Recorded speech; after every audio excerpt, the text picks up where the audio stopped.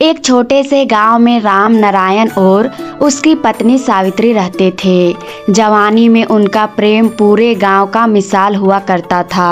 उन्होंने मिलकर जीवन की हर कठिनाइयों का सामना किया और हर खुशी को एक साथ मनाया था।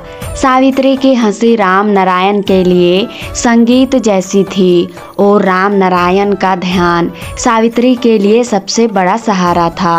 वक्त के साथ उनके जीवन में अनजानी खटास आ गई। राम नारायण और सावित्री अब अक्सर झगड़ने लगे थे।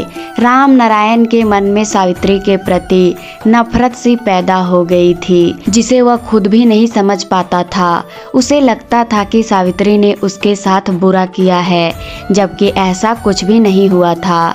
सावित्री राम नारायण के इस बदलते व्यवहार से दुखी रहती थी, लेकिन उसने कभी हार नहीं मानी।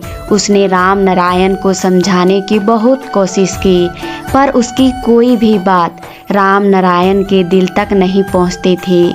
गांव वाले भी उनकी इस हालत से चिंतित रहते थे, क्योंकि वे जानते थे कि ये दोनों एक दूसरे के बिना एक पल भी नहीं रह पाते थे।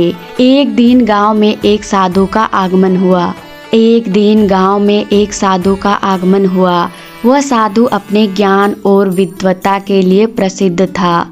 गांव वाले ने राम नारायण और सावित्री के समस्या के बारे में साधु को बताया।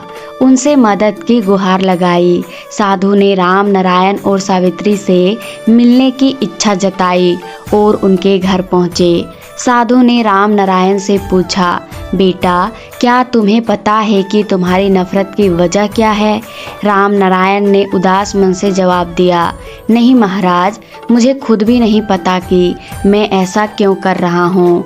मुझे बस ऐसा लगता है कि सावित्री ने मेरे साथ कुछ बहुत बुरा किया है, पर मैं जानता हूँ कि उसने ऐसा कुछ भी नहीं किया। साधु ने मुस्कुराते हुए कहा, यह तुम्हारे मन का भ्रम है बेटा। तुम्हारे मन में नफरत की जो गांठें बंध गई है, उन्हें खोलने की जरूरत है। साधु ने राम नारायण को एक खास तरीका सुझाया। उन्होंने कहा, तुम्हें हर दिन एक बात के लिए सावित्री का धन्यवाद करना होगा। छोटी से छोटी बात भी चलेगी, पर हर दिन उसे धन्यवाद कहना होगा। राम नारायण को यह सुझाव अजीब लगा, पर उसने साधु की बात मान ली। अगले दिन से उसने सावित्री को छोटी छोटी बातों के लिए धन्यवाद कहना शुरू किया।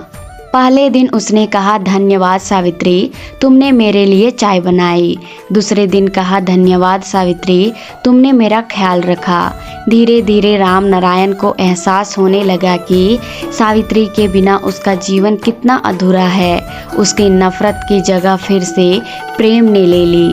उसे याद आने लगा कि कैसे सावित्री ने हर मुश्किल वक्त में उसका साथ दिया था, कैसे वह उसके बिना अधूरा था। सावित्री भी राम नारायण के इस बदलाव से खुश थी। उन्होंने फिर से अपने पुराने राम नारायण को वापस पा लिया था। दोनों ने मिलकर अपने झगड़ों को भुला दिया और फिर से अपने जीवन को खुशहाल बना लिया। गांव वालों को भी इस बात की खुशी थी कि राम नारायण और सावित्री का प्यार फिर से पहले जैसा हो गया था।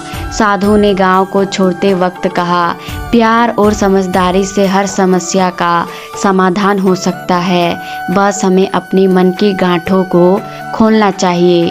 राम नारायण और सावित्री ने मिलकर अपने बचे हुए जीवन को खुशी खुशी जीने का संकल्प लिया।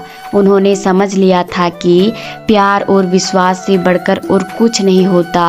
उनके जीवन में फिर से प्यार की बहार आ गई और उन्होंने अपनी बाकी जिंदगी को एक दूसरे के साथ हंसी खुशी बिताया। इस तरह राम नारायण और सावित्री की कहानी का अंत भी एक नई शुरुआत के साथ हुआ। आशा करती हूँ दोस्तों आपको ये कहानी पसंद आई होगी। पसंद आई तो वीडियो को लाइक शेयर सब्सक्राइब जरूर कर देना। मिलते हैं अगली वीडियो में, तब तक के लिए राधे राधे।